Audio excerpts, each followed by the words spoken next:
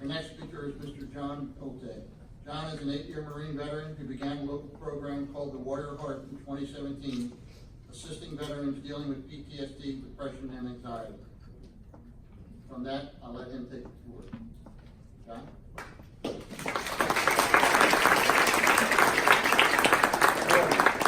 Everybody hear me? I don't know how I follow someone like Joshua.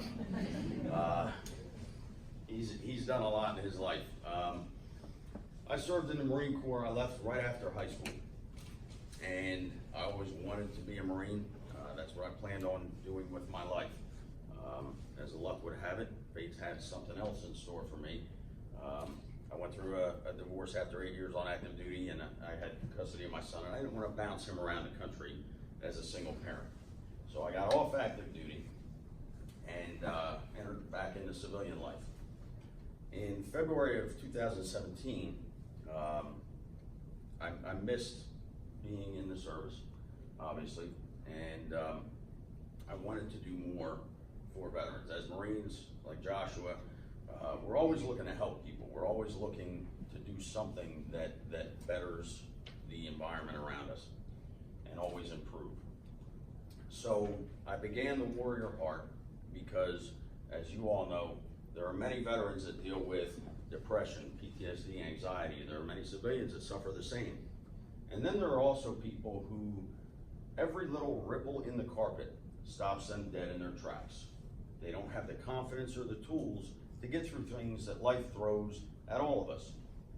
So initially, when I began the Warrior Heart, it was just me getting on video and speaking about whatever came to mind, whatever the mood hit me, whether it was leadership, integrity, communication, relationship topics, whatever, knowing that every subject I chose was not going to resonate with every individual, and that every individual was not going to always agree with my point of view. But my mindset behind it was, if I can at least make people think, and if they said, you know what, I don't agree with what he's saying here, but if I were in that situation, how would I want to deal with it? And then they start coming up with options. And I wanted to basically empower people to not give up and to take that chance and to keep pushing forward and looking for the positive outcomes. Instead of focusing on the negatives and the problems, focus on the positives and the solutions. And because that's how you move forward and you constantly improve in your life. And I wanted to inspire them to live that more positive life. But I never wanted to just be a guy on film telling people what to do. As a Marine, we're big on your words and actions being consistent. So I wanted to get out there and actually do things, get boots on the ground and help people out. So I came up with another segment that I call the Warrior Heartbeats. And what I do with that is, when I come across an individual or a group that I feel exemplifies what it means to have the warrior heart, I will feature their story. I'll usually give them a patch or a t-shirt or something like that, and try to do something nice for them.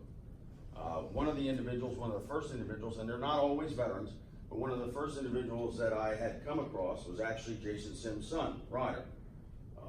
And we ended up having a whole day down at the Philly Police Department, going all around to the different departments. Joshua marks a little bit of a turning point, because up until Joshua, he is my most recent warrior heartbeat. But up until Joshua, everything had been on my time and my dime. I worked 3 jobs in addition to the Warrior Heart. I know I sound really lazy, but you know, I'm doing this because I want to, and because it makes me feel good when I'm helping other people out. So everything up until then had been on my time and my dime. And I had a gentleman that I used to work with who's now involved with an organization, a franchise called Senior Helpers, which is like a home health care service. And whenever he comes across a veteran, he tries to help them out, make sure they're getting all the entitlements that that they deserve from the VA. And with Joshua, he reached out to me and he says, look, I have this guy. They're not looking for a handout, but this is his history, and his back steps at his house need to get fixed, and his mailbox and the hinge on his storm door. Do you know anybody? And I said, well, My father's a retired union carpenter. He's 70 years old, so he doesn't want to do any big jobs, but maybe I'll go meet him, feature his story, and if they pay for the materials, my father and I will do the work. But when I got there to meet Joshua, I realized there was a lot more that needed to be done. So over the course of the time, I've since August, I've turned into somewhat of a little bit of a general contractor because I have Home Depot involved and Habitat for Humanity of Montgomery and Delaware County, I believe. Lowry Services, when they were asked for a quote for his home heating system and they found out what it was about, they donated all the materials and the maintenance, the time for it. Owens Corning did the roof. They have a project where they do roofs for veterans, so they donated that. And we're working on a schedule to get all the other stuff done.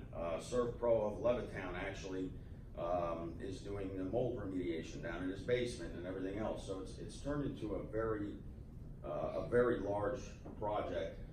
But I'm just glad that we're able to help him out, and we were able to find a way to keep moving forward and help Josh and provide what he needed. Today, where did Jason Sims go? Oh, there he is. Jason, could you come up here for a minute?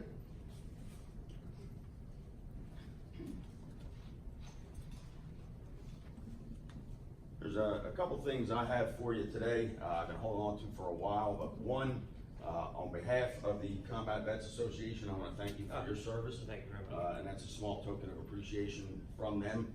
I also have for you here, excuse me, I didn't have time to gift wrap it for you. But I also have a Warrior Heart shirt and a patch because you know, you were in it and you served this country and you gave up a lot. And Well, I appreciate your service. So Semper Fi, bro. Thank you very much. I appreciate it.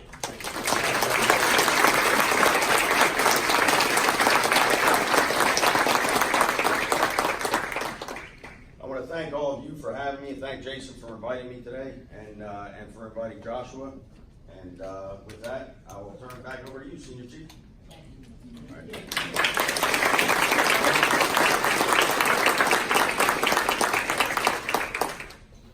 Thank you, John, for all that you do for today's veterans. Ryan Krause will now read the missing man table.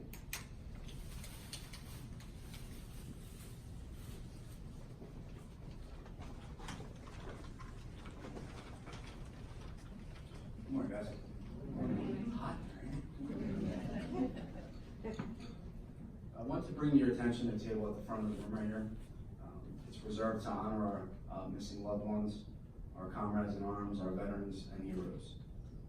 The empty setting represents Americans still missing from each of the services: Army, Navy, Marine Corps, Air Force, Coast Guard, and civilians. The honor ceremony symbolizes that they are with us here in spirit.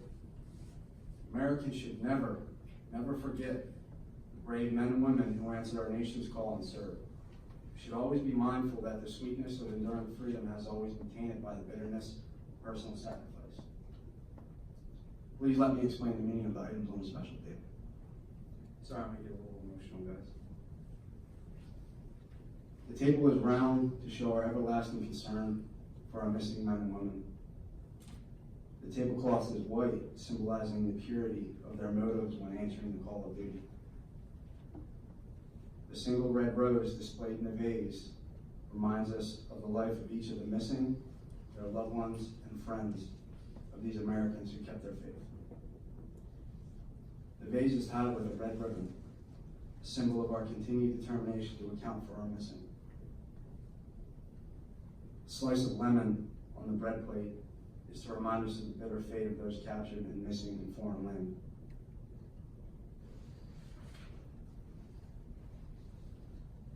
A pinch of salt symbolizes the tears endured by those missing and their families who seek answers. The Bible represents the strength gained through faith to sustain those lost from our country, founded as one nation under God. The glass is inverted to symbolize their inability to share the state's toast. The empty chairs, they're missing. Lastly, the candle is a reminiscent of light of hope, which lives in our hearts to illuminate their way home.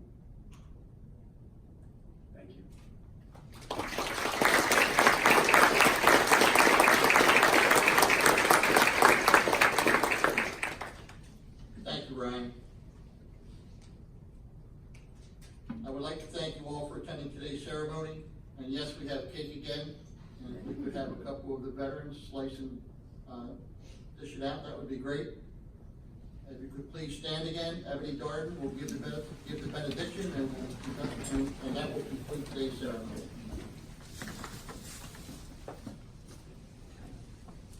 We remember today all those who have come before us and given the greatest gift to our democratic nation, their lives. Their duty, their honor, and their lives are precious gifts that must be given to the future of our country and our families.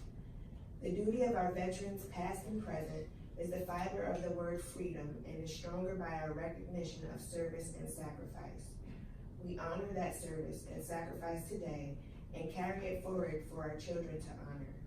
Today we stand to remember the most honorable amongst us, and we must continue to carry the burden of their sacrifice, lest we lose sight of what true freedom is. Today is for remembering. Stand in honor of them, walk in their path of duty, remember the cost, and hold in your heart the cause of freedom. In Jesus' name we pray, amen. Amen. Thank you.